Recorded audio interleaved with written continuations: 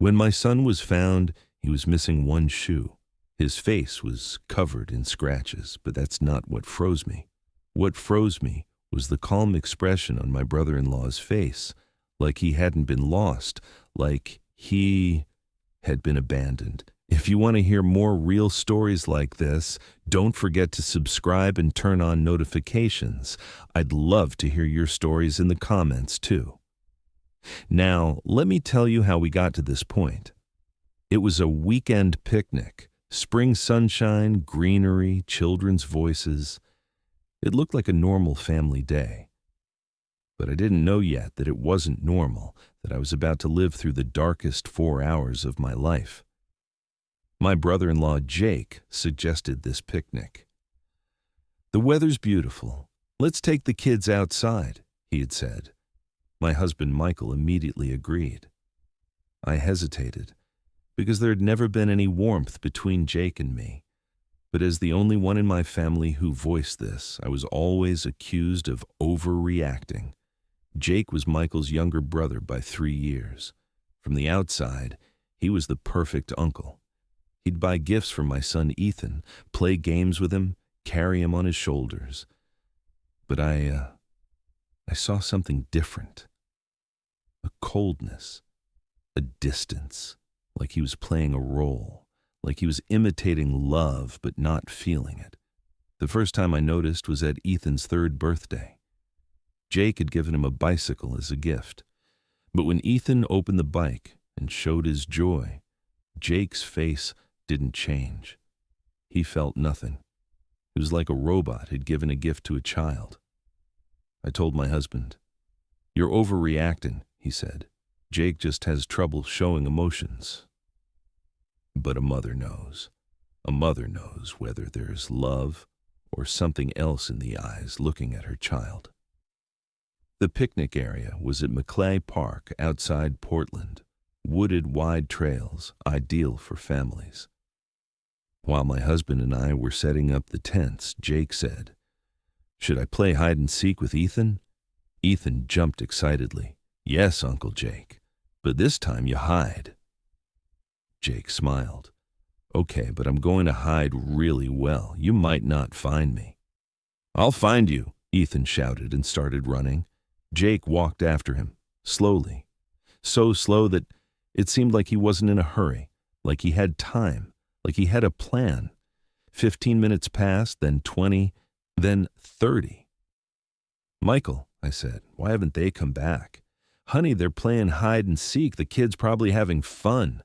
But that voice inside me, that maternal instinct, was screaming.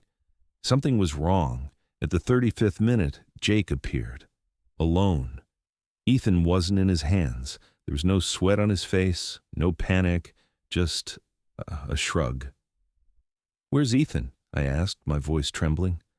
"I guess he got lost," he said, with such coldness that it was like saying, "We're out of milk." "What do you mean he got lost?" Michael jumped to his feet. "What do you mean he got lost, Jake? Weren't you with him?" Jake raised his hands defensively. Hey, calm down. We were playing hide and seek. He ran too fast. I couldn't keep up. Then he just got lost." My heart started pounding like crazy. Ethan, my son, 5 years old, in the forest, missing. I immediately called the park rangers, then the police, then the search and rescue team. Within 10 minutes, 15 people scattered into the forest, shouting Ethan's name. I ran too. I shouted. I couldn't breathe. My eyes blurred, but I didn't stop. I couldn't stop. Michael was running too, but Jake was walking. Just walking. Hands in his pockets, head high, like everything was going according to plan. 1 hour passed, then 2, then 3. Search and rescue dogs were brought in. A helicopter was called. But there was no trace of Ethan. And at the beginning of the 4th hour, I heard a shout. "Here! The kid's here!" I ran. My legs were shaking, but I ran, and I saw him, Ethan, at the base of a rock formation, curled up, crying. His face was covered with scratches, his hair was muddy, and on his feet, he only had one shoe. I threw myself on him. I hugged him. I cried, "Ethan, baby, are you okay? What happened?" Ethan's eyes were red. He was shaking. And what he said destroyed my world. "Mom, Uncle Jake left me here and went away." I froze. "What did you say?" "Uncle Jake. We played hide and seek. Then he told me, 'Wait here, I'll be right back.' But he didn't come back." I cried, I screamed, but he didn't hear me. "Mom, why did he leave me?" I turned my head. Jake was there, a few meters away, and on his face there was nothing. No shock, no regret, no guilt, just an empty expression. Michael yelled at him, "What do you mean you left him? Did you leave him?" Jake opened his hands. "Kids always exaggerate, Michael. He's scared. He's in shock. I didn't leave him. He got lost on his own." But I looked into his eyes, and I saw it. I saw the lie. I picked up Ethan, and I noticed there was a small GPS watch on his wrist. It was a birthday gift from Michael's father, and at that moment, an idea came to my mind. We went home. Ethan was sleeping. Michael was in shock, but I had taken action. I connected the GPS watch to the computer. I opened the app, and I tracked Ethan's movements from today on the map. 2:42 p.m., starting from the picnic area. 2:45 p.m., entering the trail. There are 2 dots. One is Ethan, the other, another GPS signal matching Jake's phone. 2:50 p.m., 2 dots moving together.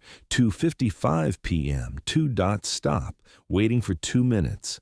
And then, at 2:57 p.m., Jake's signal returns, but Ethan's signal stays there. Jake left him, deliberately, and came back. My hands trembled, but this time, not from fear, from anger. I took screenshots. I recorded everything. Then I called the police. The next day, 2 police officers came to the house, Detective Rivera and Detective Huang. I showed them the GPS records. I told them Ethan's statement, everything. Detective Rivera frowned. "This is a very serious accusation. Child endangerment, neglect, even if it's intentional, child abuse." "It was intentional," I said. "The GPS shows everything. We'll call Mr. Jake in for questioning." When Jake came in for his statement, he looked calm. But I could now see his mask. Detective Rivera put the map in front of him. "Mr. Jake, this GPS data shows you and Ethan. You're going into the forest together.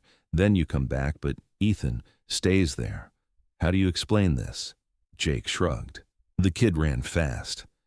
I'm old. I couldn't keep up. I came back to call for help." "Then why didn't you give Ethan's exact location? Why did you say, 'I guess he got lost'?" Jake's face tensed. I panicked. When people panic, they can't think straight. Detective Huang leaned forward. "Mr. Jake, in Ethan's statement, you told him, 'Wait here, I'm coming,' and left. Is that correct?" "The kid's lying. He's young, scared, confused." "GPS doesn't lie," I said, my voice like steel. "And neither does my son." The police deepened the investigation, and something came out. Something terrible. Jake had been in 2 relationships before. Both had young children, and both relationships ended because of his strange relationship with the children. An ex-girlfriend testified, "Jake was cold towards my children. He didn't hurt them, but it was like he hated them, like he was bothered by their existence." A psychological report was requested. Jake showed signs of antisocial personality disorder, lack of empathy, hostility towards children. And then I understood.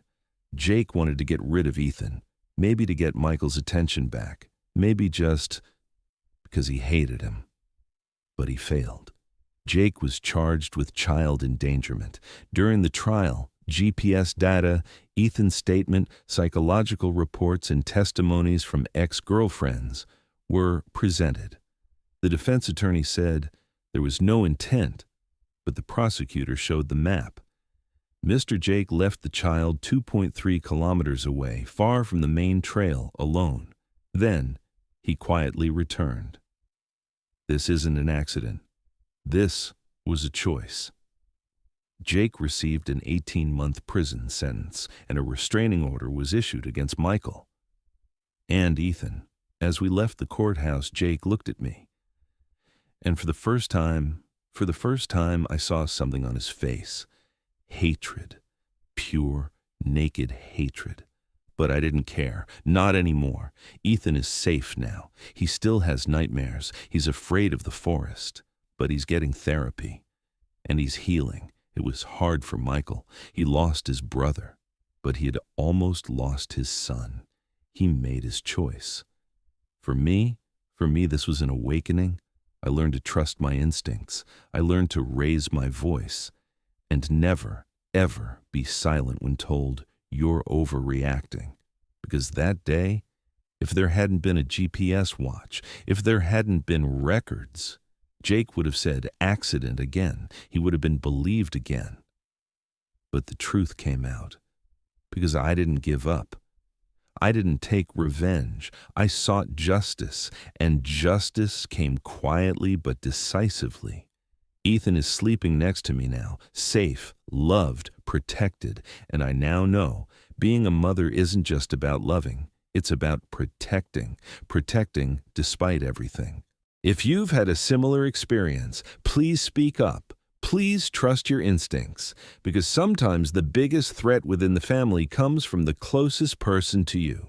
If you like this video, don't forget to like it and subscribe for more real stories. I'm waiting for your thoughts in the comments.